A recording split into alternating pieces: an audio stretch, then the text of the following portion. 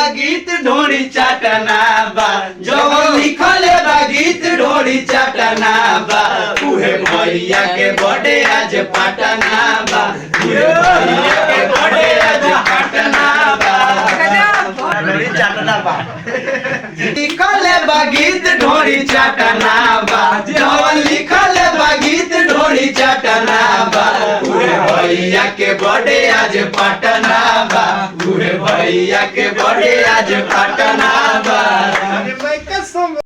नमस्कार, प्रणाम। तो नहीं है, मैं हूं प्रकाश गुप्ता और आप देख रहे हैं ज्योति न्यूज। और इस वक्त मैं हूं पटना मैक्सो हॉस्पिटल में और बहुत ही अच्छा राइटर पीके आर्यन जी, जो कि आप लोग गाना सुने होंगे, पतिया नतिया पटना बा और चाटना बा, जिनका आज बर्थडे है, तो हम लोग यहाँ पे आए हैं। तो आइए आप सब देखिए और भैया को ढेर सारा प्यार आशीर्वाद दीजिए आप लोग भी।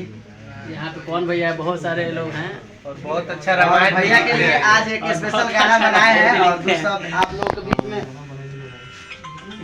गाना बनाया है। देखिए यहाँ पे केक है। रसीला भाई,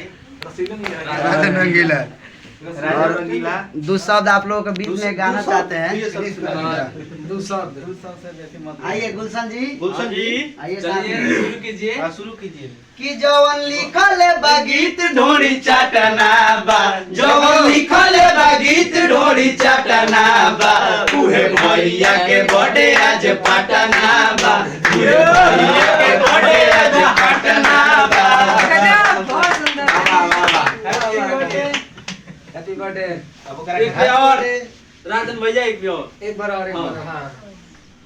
क्या बार फोन कर रहे हैं, फोन कि जवन लिखल बा गीत ढोरी चाटना बा, जवन लिखल बा गीत ढोरी चाटना बा, उहे भैया के बर्थडे आज पटना बा, उहे भैया के बर्थडे आज पटना बा।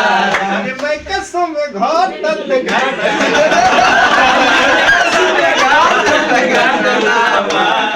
भैया के बर्थडे आज पटना बा, उहे भैया के बर्थडे आज पटना बा।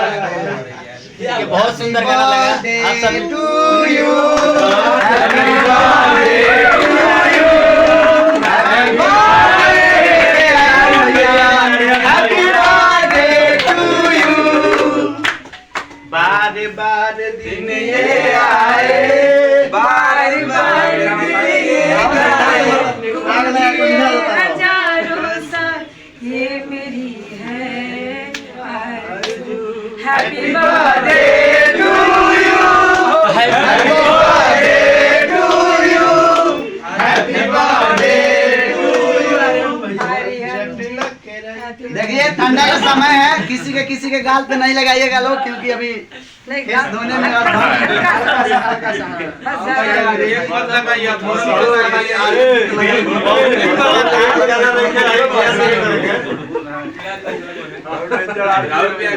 भैया कि मैं इनके लिखे हुए गाने को अभी रिकॉर्ड करके आ रहे हैं स्टूडियो से। और पीके आर्यन जी बहुत सुंदर गीत लिखते हैं और बहुत ही बहुत ही अच्छे इंसान हैं। और मैं मिली हूँ पर्सनली, बहुत अच्छे इंसान है, नेक दिल इंसान है। और माता रानी की कृपा बनी रहे। एक बार बोलिए हर हर महादेव।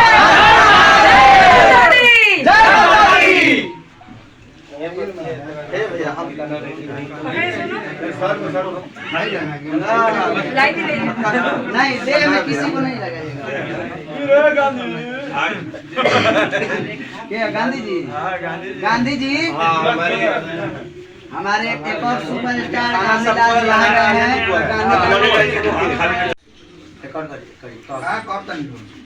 आज पीके आर्यन भैया के बर्थडे के उपलक्ष्य में दो शब्द गा रहे हैं आप लोग के बीच में।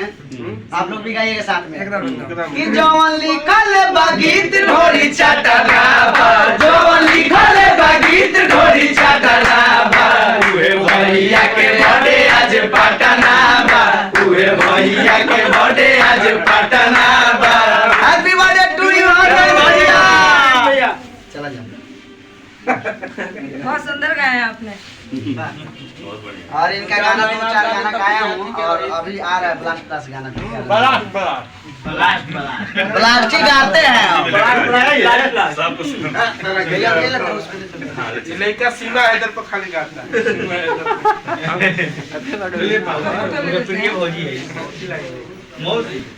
ये मेरा बहुत ही अच्छा भाई और राइटर संदेश है और यहाँ पे बहुत सारे लोग पंकज भाई चलो आइए मैं आपके साथ फोटो ले लूँगी। नयन बड़ा क्या हो? रिकॉर्ड कर दे वो गाना। आप क्या खा रहे हैं? रिकॉर्ड कर दीजिए रील में 30-40